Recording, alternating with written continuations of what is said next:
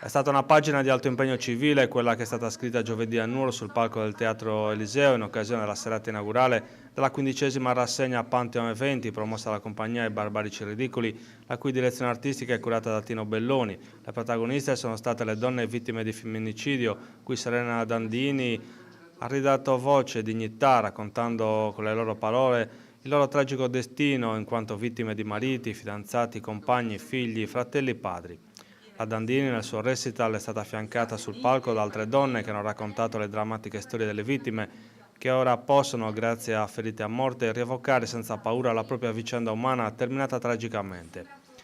Ferite a morte solleva il velo di ipocrisia che in passato spesso ha accompagnato i femminicidi, in cui, e la stampa su questo fronte deve fare mea culpa, si sono cercate delle motivazioni ad un gesto criminale che non ne ha, che si basa solo sulla crudeltà di chi lo compie e che rappresenta solo l'ultimo atto di una lunga sequenza di violenze e prevaricazioni.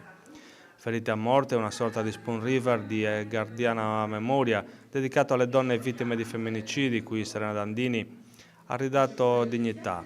quella che purtroppo gli è stata negata in vita, un impegno, quello contro la violenza sulle donne, che vede la Dandini da sempre in prima fila e che l'ha vista protagonista di un incontro ospitato ieri nell'ex ME, cui sono intervenute Luisanna Porco, responsabile del centro antiviolenza Onda Rosa di Nuoro, Valeria Romagna, assessora ai servizi sociali del comune, e Antonella Secchi, vicepresidente della Commissione regionale Pari Opportunità. Un dibattito a più voci per parlare di violenza maschile sulle donne, un fenomeno che nonostante le tante iniziative non accenna ancora ad attenuarsi e che anche nel 2017 ha visto oltre 100 donne vittime di violenza,